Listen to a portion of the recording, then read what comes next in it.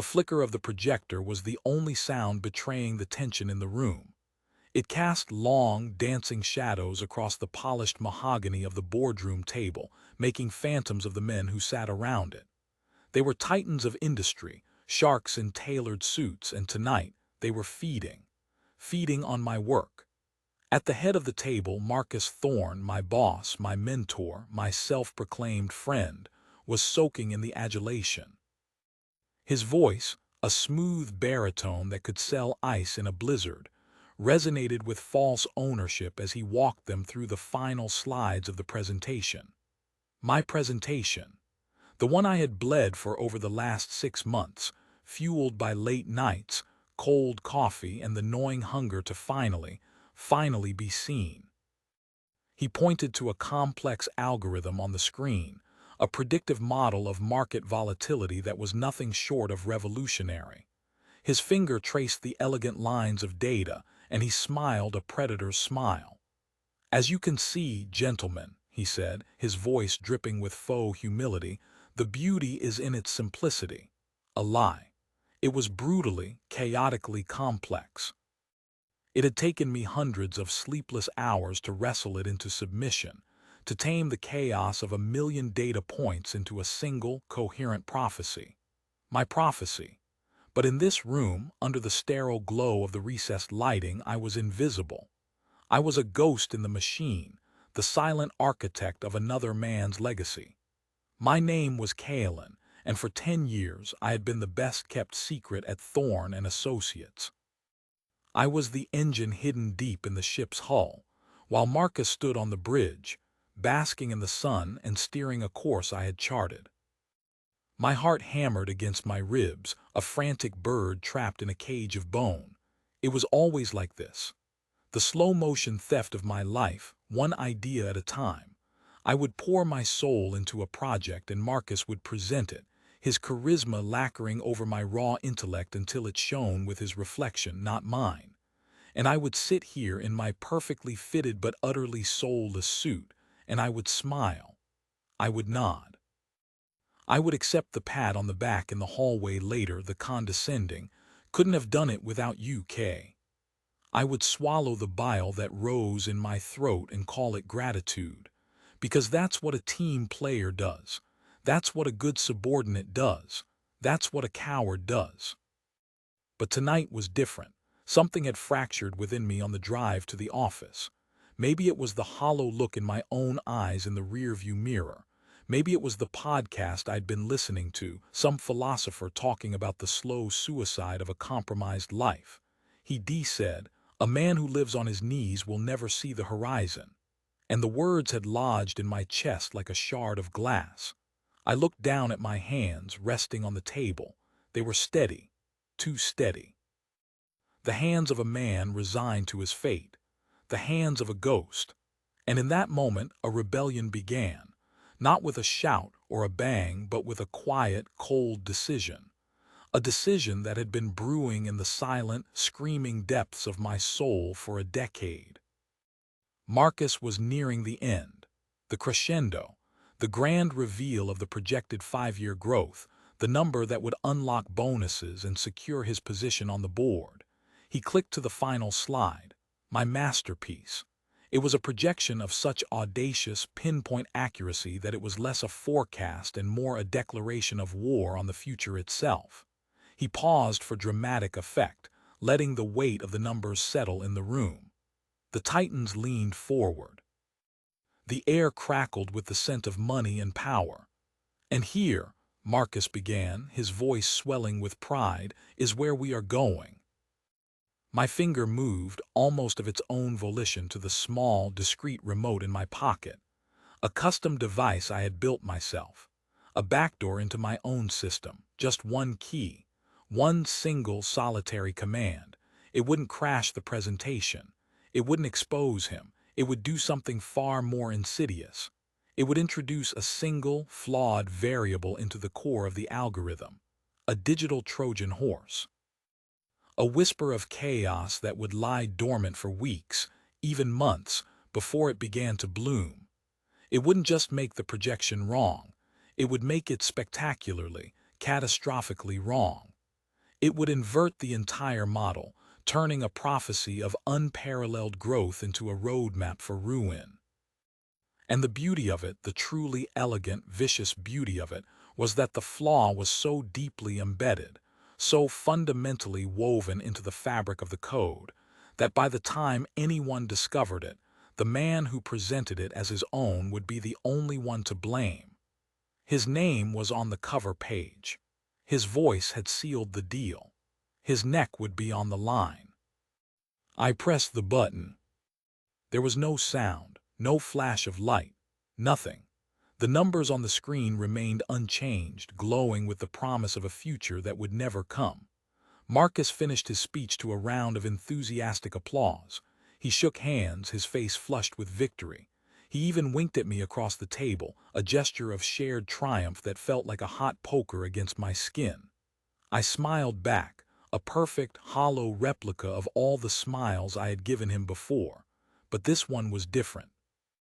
This was the smile of a saboteur, the smile of a man who had just set fire to his own ship, just to feel the warmth of the flames. As I walked out of that boardroom and into the cold night air, I didn't feel triumph. I didn't feel vindication. I felt a terrifying, electrifying sense of vertigo, as if I had just stepped off a cliff into the abyss. I had torched my career, my reputation, my entire, carefully constructed life. For what? For a single moment of defiance, for a rebellion no one else would ever even know had happened. A cold gust of wind whipped down the concrete canyon of the city street, and for the first time in 10 years, I felt something other than the dull ache of existence. I felt alive, and I was utterly, completely terrified. The ghost had just decided to become a poltergeist, and the haunting was about to begin. Have you ever felt it? That chilling realization that you are the architect of your own cage. You build it brick by brick with compromises you call practical, with fears you label responsible. You decorate it with the comforts of a predictable life, a steady paycheck, the mild approval of others. And one day you wake up and realize the cage is locked and the key has rusted in your hand. You live a life of quiet desperation, a silent scream trapped behind a polite smile.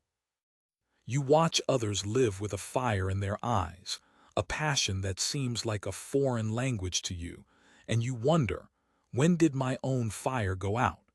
When did I agree to become a shadow in my own story? The days following that meeting were a masterclass in psychological torture. Every email notification made my heart leap into my throat. Every time Marcus's assistant summoned me to his office, I was certain it was the end. But nothing happened. The deal was signed.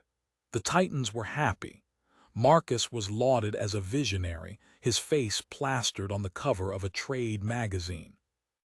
He was more insufferable than ever, walking with a new swagger, treating me with the magnanimous air of a king bestowing favor upon a loyal courtier. He gave me a bonus, a pathetically small fraction of the windfall the company had seen, and called me his secret weapon.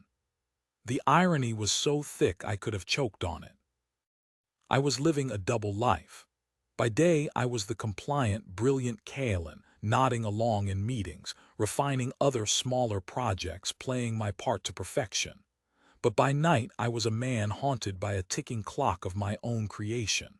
I would lie awake, staring at the ceiling, my mind racing through the cascading consequences of what I had done. The company would lose millions, perhaps hundreds of millions. Reputations would be shattered.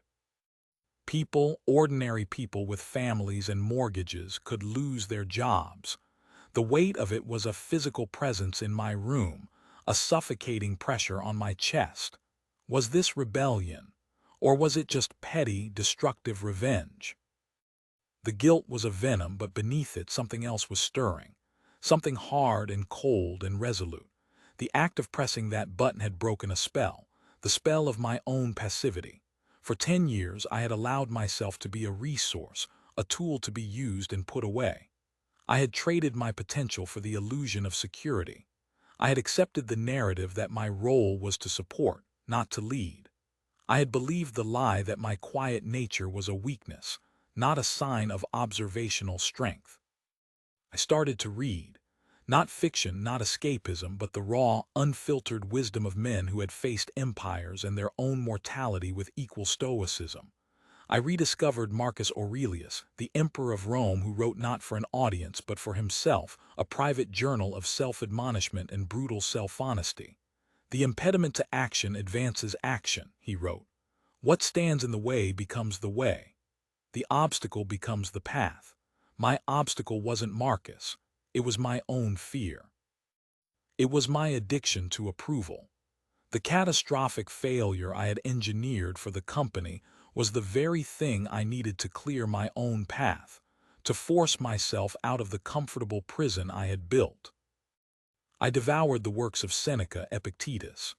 Their words were not gentle reassurances. They were hammers, shattering the fragile glass of my modern anxieties. They spoke of the dichotomy of control, the simple yet profound idea that we control our own thoughts, our own actions, our own character, and absolutely nothing else. Not the economy, not the opinions of our colleagues, and certainly not the ego of a man like Marcus Thorne. For a decade, I had lived in a state of constant, low-grade anxiety about things I could not control: my career progression, my recognition, my boss's moods. And I had neglected the one thing I could control: my own response, my own internal world. My silent act of rebellion had been the first, clumsy assertion of that control. It was an imperfect act, born of desperation and tainted with anger. But it was a choice. My choice. I began to see it not as a destructive act, but as a controlled burn. Sometimes you have to burn down the old forest to allow for new growth. I was burning down my old self. I started to change my routines. The hours I used to spend fuming in silence after work, I now spent in the gym. Not for aesthetics, but for the brutal simplicity of it. Lifting a weight that felt impossibly heavy and then adding more. It was a physical manifestation of the Stoic principles I was reading. The pain was real, but my response to it was my own. I could quit, or I could breathe through it, focus on the muscle, on the movement, and push past the point of comfort. The gym became my laboratory for forging discipline. The voice in my head that screamed to stop was the same voice that had told me to stay silent in the boardroom for 10 years. And for the first time, I was learning how to tell it to shut up. I started a journal, not a diary of my feelings, but a war journal, a ledger of my own weaknesses. Each night I would write down my failures of the day, the moment I sought validation, the moment I allowed another's opinion to dictate my emotional state, the moment I procrastinated out of fear, and next to each entry I would write what a Stoic would have done, what the man I wanted to become would have done. It was a brutal, humbling process. My pages were filled with my own inadequacies. But day by day, the entries began to change. The failures became smaller, the victories more frequent. I was beginning to understand that the dangerous potential wasn't just in the algorithm I had corrupted. The real dangerous potential was inside me. It was the power to become indifferent to praise and blame, the power to find my own validation, the power to be the sole judge of my own worth, the power to control my own mind. And I realized that the trap I had been in wasn't the corporation. The corporation was just the arena. The trap was my mindset.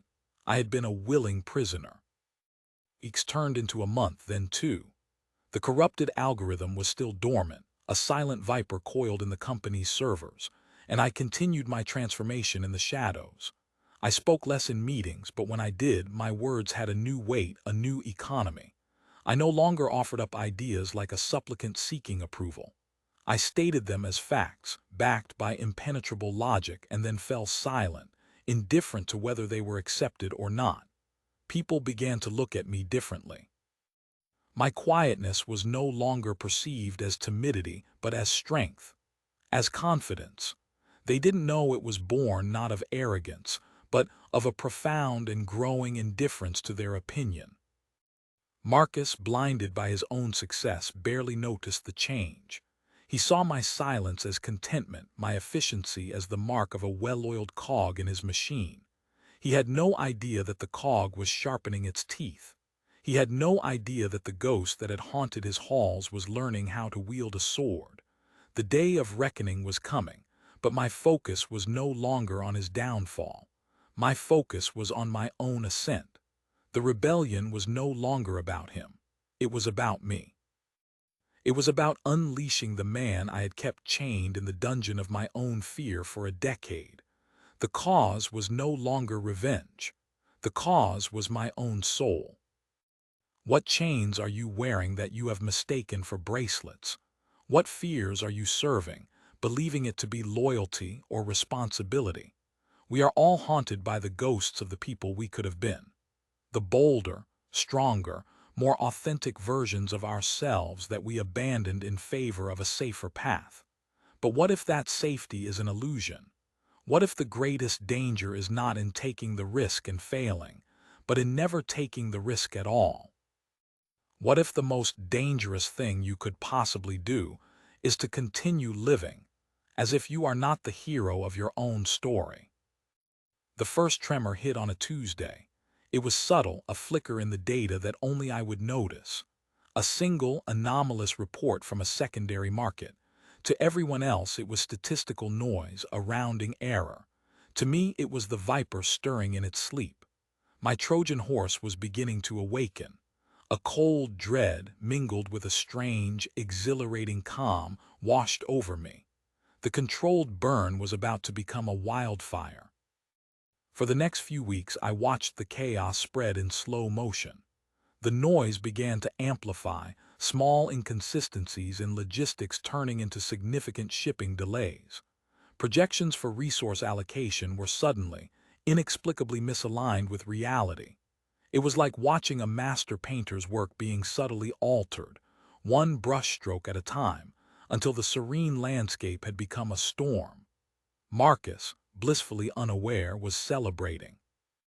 The initial numbers from the new strategy were still positive, the lagging indicators of a success that had already soured.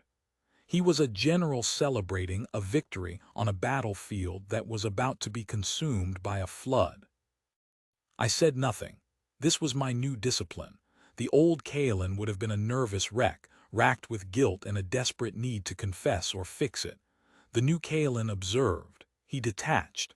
This was an external event, a consequence of a past action. My sphere of control was not the collapsing data model. It was my own mind, my own response. During the day, I performed my duties with a monk-like focus. I built new, smaller, uncorrupted systems for other departments. I strengthened my own position, my own reputation for quiet competence, even as the foundations of Marcus's crowning achievement began to rot. My evenings were my sanctuary, my forge. I doubled down on my training. I started waking up at 4:30 a.m., a time when the city was silent and the only battle to be fought was with the weakness in my own mind that begged for more sleep. The cold floor against my bare feet was a baptism. The darkness was a canvas on which I could paint the day I intended to have. I would read the Stoics, not just as philosophy, but as a manual of arms. First say to yourself what you would be, and then do what you have to do. Epictetus's words became my mantra. I was defining the man I would be, disciplined, deliberate, impervious to the chaos of the external world. I applied this philosophy to every aspect of my life. My diet became Spartan, functional. No more cheap dopamine hits from sugar or processed food. My fuel needed to be as clean and efficient as the code I used to write. I practiced intermittent fasting, not just for the physical benefits, but for the mental training it provided. To feel the pangs of hunger and to recognize them for what they were, a simple signal, not a command, was a powerful lesson in mastering my own impulses. It was a daily reminder that my body was a tool, and my mind was its master. I began to meditate, not in a soft, mystical way, but in a hard, pragmatic one. I would sit in silence and simply observe the frantic, undisciplined monologue of my own thoughts. I would watch my anxieties, my fears, my resentments rise up like bubbles in a swamp, and I would let them pop. I was not my thoughts. I was the observer of my thoughts. This separation created a space, a gap between stimulus and response. In that space I found freedom, the freedom to choose my reaction. A colleague's passive-aggressive comment, a sudden market downturn, a looming project deadline. These things no longer had the power to hijack my emotional state.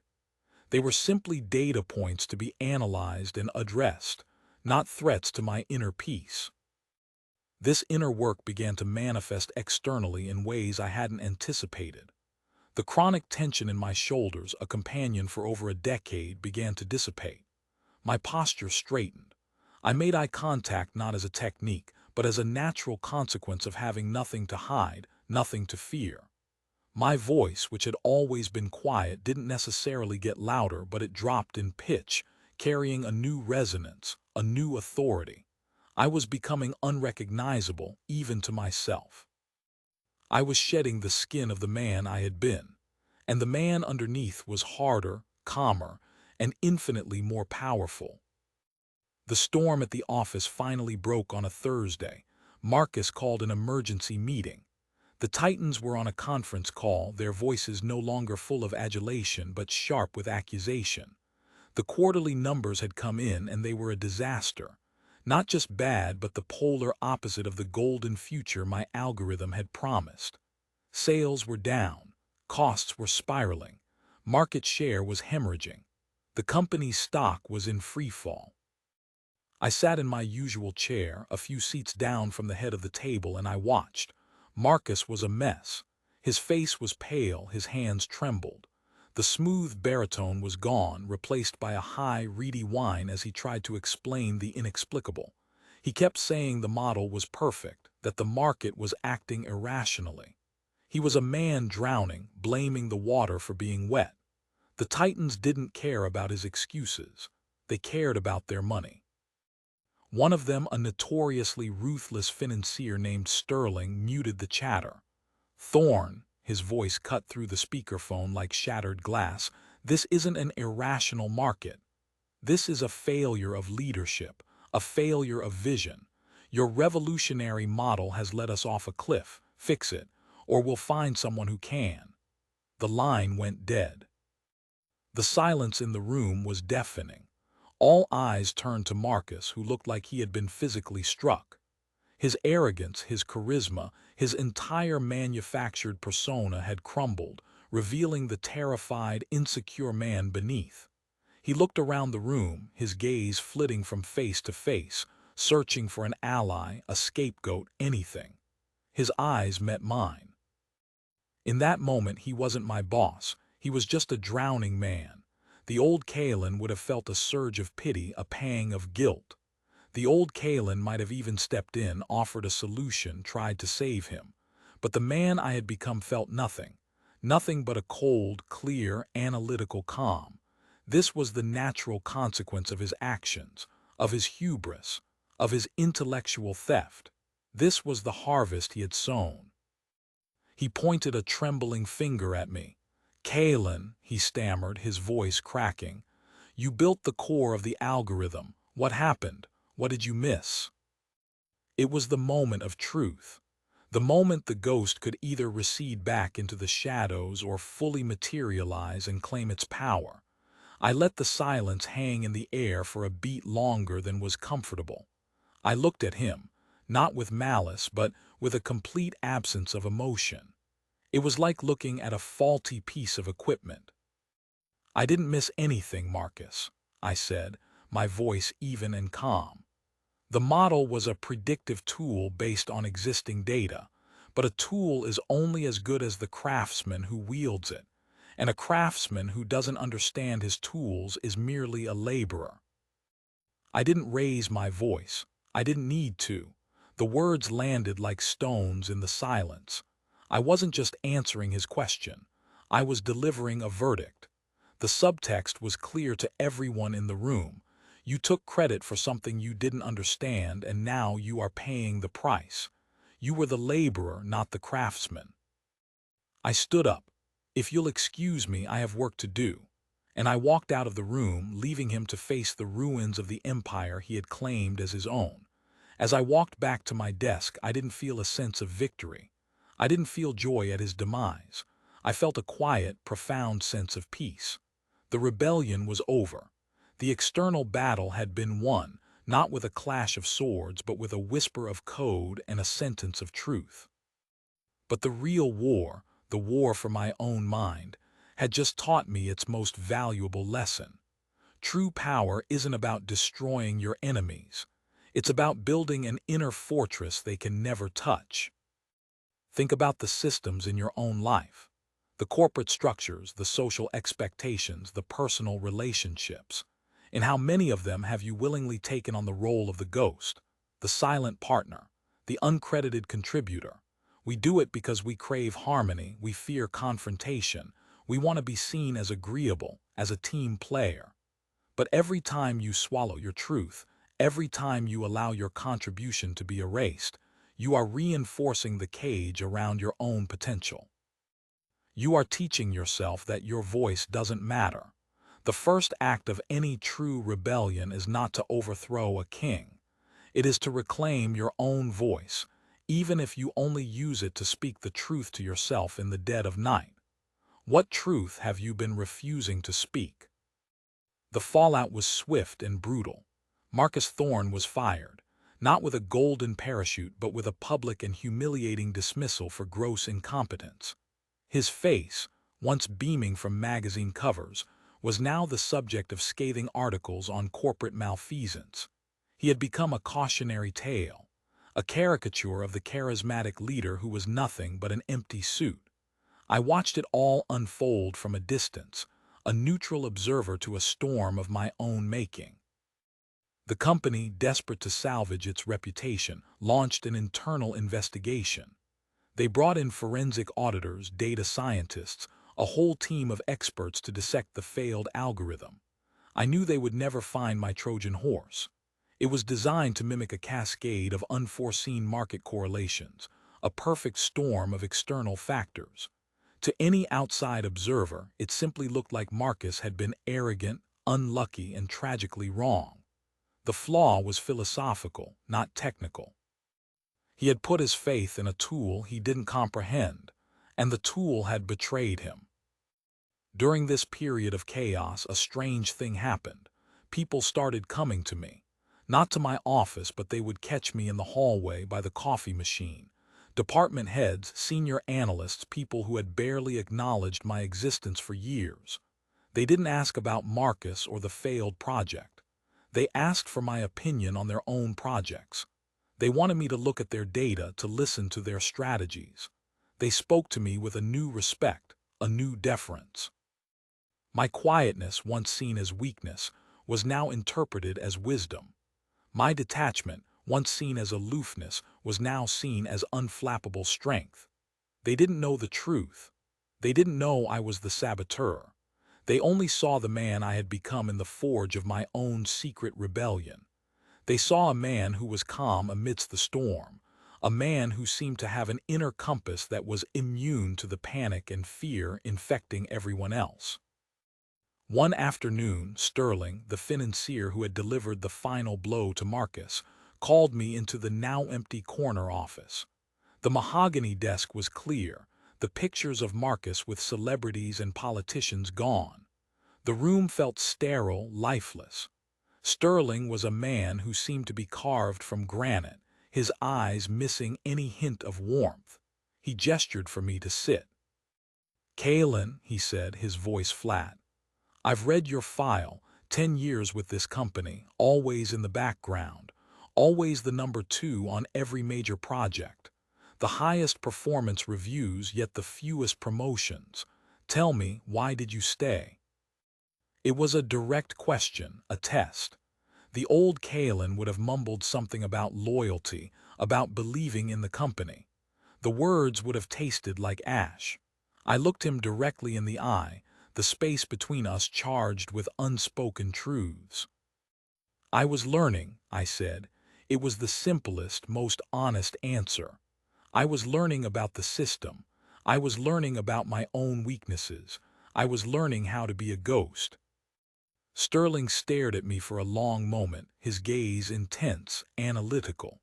He was trying to solve the puzzle of me.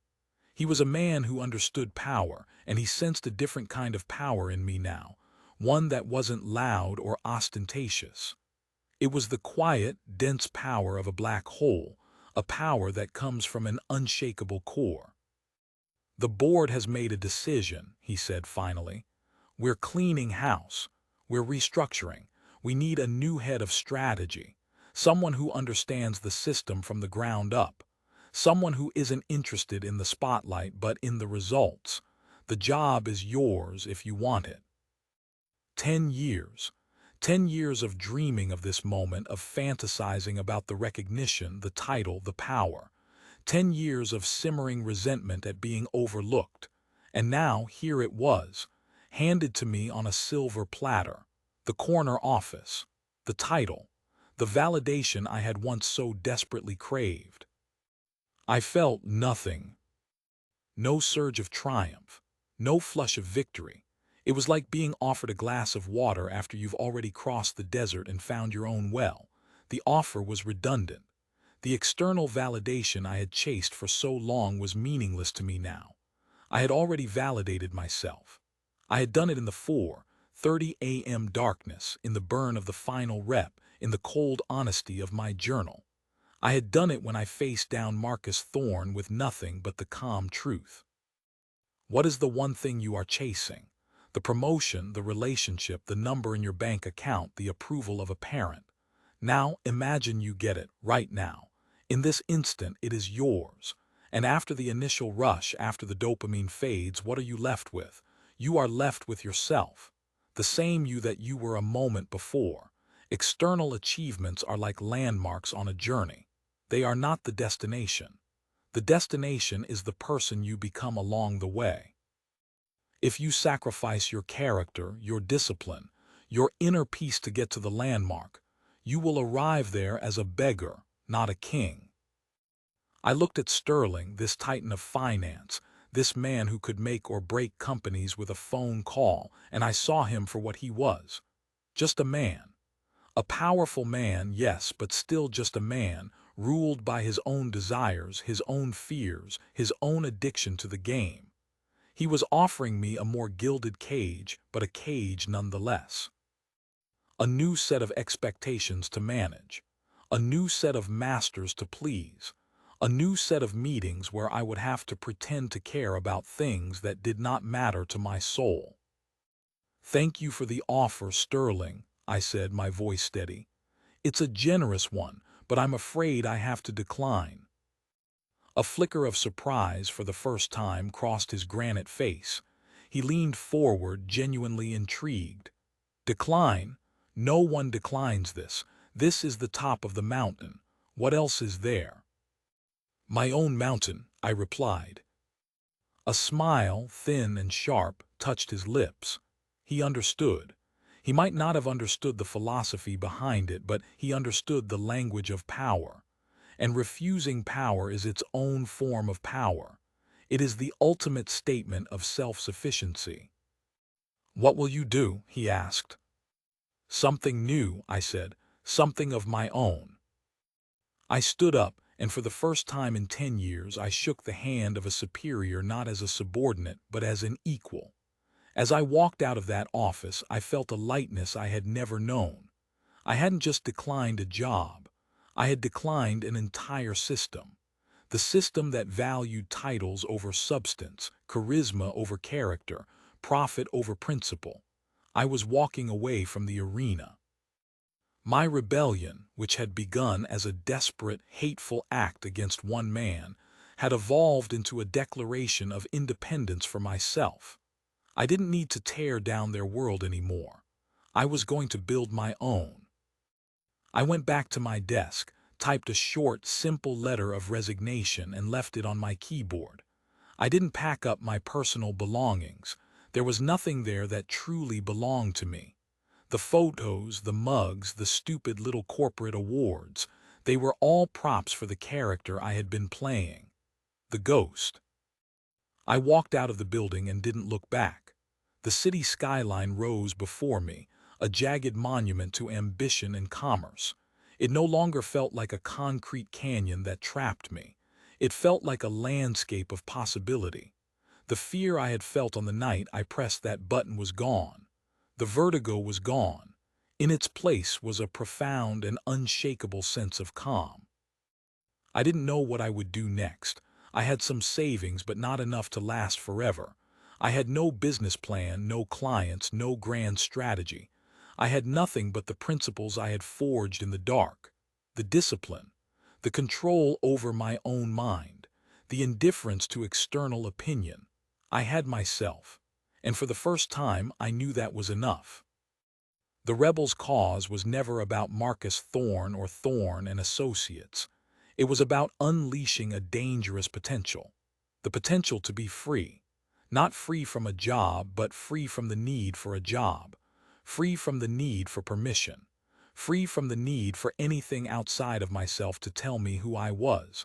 I was the craftsman, and I was finally ready to build. Every day you are presented with a choice. The choice to accept the script you've been given, or the choice to write your own.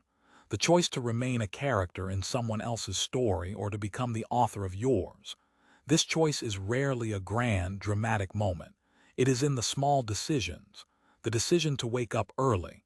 The decision to say no. The decision to speak your truth. The decision to choose the discomfort of growth over the comfort of stagnation. Each of these small rebellions strengthens your spirit. Each one is a vote for the person you want to become. Who are you voting for today? My new life began in a small, sparse apartment with a single desk and a laptop. The view was not of the city skyline, but of a brick wall, and it was the most beautiful view I had ever seen. It was a blank canvas. The suffocating comfort of my old life was gone, replaced by the terrifying, exhilarating freedom of uncertainty. The steady paycheck, the corporate benefits, the illusion of a clear career path, all of it had been stripped away. And in its absence, I found clarity. I didn't start by trying to build an empire. I started by trying to build a single perfect day. I woke at 4:30 a.m. I meditated, I read, I exercised, I ate a simple, clean breakfast. I had spent years architecting complex strategies for a multi-billion-dollar corporation. Now I applied that same relentless focus to architecting my own existence. My day was my product. My mindset was my masterpiece. My first client found me. He was a small tech startup founder, a brilliant engineer who was on the verge of being crushed by a larger competitor, a company I knew intimately from my time at Thorne. He had heard whispers of my departure, of my quiet competence. He came to me not for a grand strategy, but for a lifeline. We met in a cheap coffee shop. He was frantic, showing me spreadsheets, market analyses, his face a mask of anxiety. He was a younger version of myself, drowning in externals, a slave to the actions of his competitors. I listened patiently. When he was done, I didn't offer him a complex solution. I asked him a simple question. What can you control? He looked at me confused. What do you mean? They're outspending me, outmarketing me, they're trying to poach my lead developer. You cannot control them, I said, my voice calm. You can only control your response. You can't control their marketing budget, but you can control the quality of your product. You can't control their poaching attempts, but you can control the culture you build for your team. Stop playing their game. Let's create a new one. This became the foundation of my new work. I wasn't a consultant who sold strategies. I was a philosopher who taught principles. I took the ancient wisdom of the Stoics and applied it to the brutal battlefield of modern business. I taught founders the dichotomy of control, how to focus their precious energy on what they could influence and to be indifferent to the rest. I taught them premeditatio malorum, the practice of visualizing the worst-case scenario, their company failing, going bankrupt, and to become comfortable with it. By embracing the worst, they were liberated from the fear of it, and they could act with a boldness and clarity their fear-driven competitors could not match. My methods were unorthodox. I didn't create 100-page slide decks. I would take my clients on long hikes, walking in silence for miles before speaking. I would make them journal about their fears.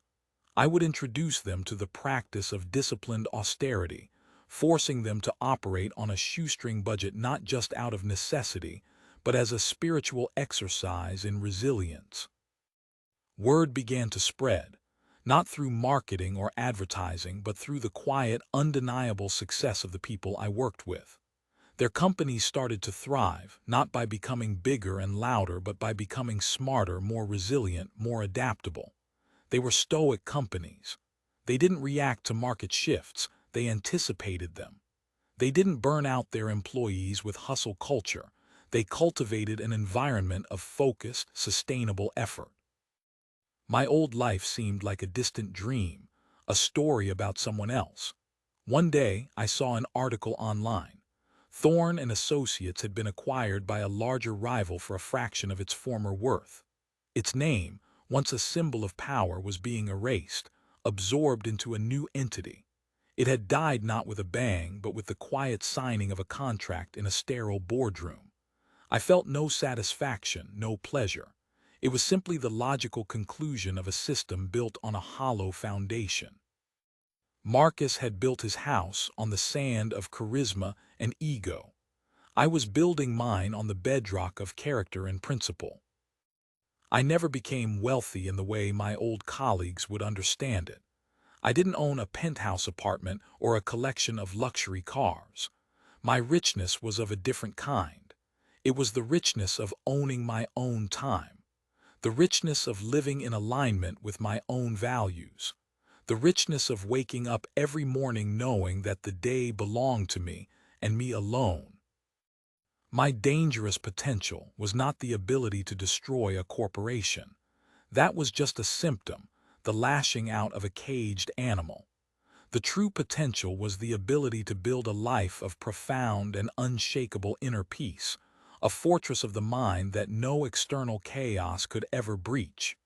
It was the power to be free, not in the world but from the world. The rebellion that started in that boardroom with a single, silent act of sabotage had led me here, to this quiet room with this simple desk. It hadn't been a war against Marcus Thorne. It had been a war against the Marcus Thorne inside myself. The part of me that craved approval, that feared failure, that chose comfort over freedom. And in that war, I had finally, after a lifetime of servitude, emerged victorious. The journey from ghost to master is not a journey outward but inward. It is not about acquiring more but about becoming more. It's about stripping away everything that is not essential, the opinions of others, the desire for status, the fear of judgment, until all that is left is the indestructible core of your own character. That is the rebel's cause, not to burn down the world but to build a better one, starting with the world within. Look at your life right now. The job, the relationships, the routines, are they a reflection of your own conscious choices?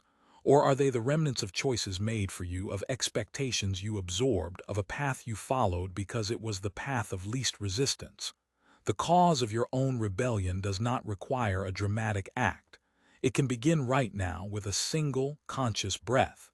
It can begin with the decision to question a belief you hold, to break a small, unproductive habit, to speak a truth you have been holding in.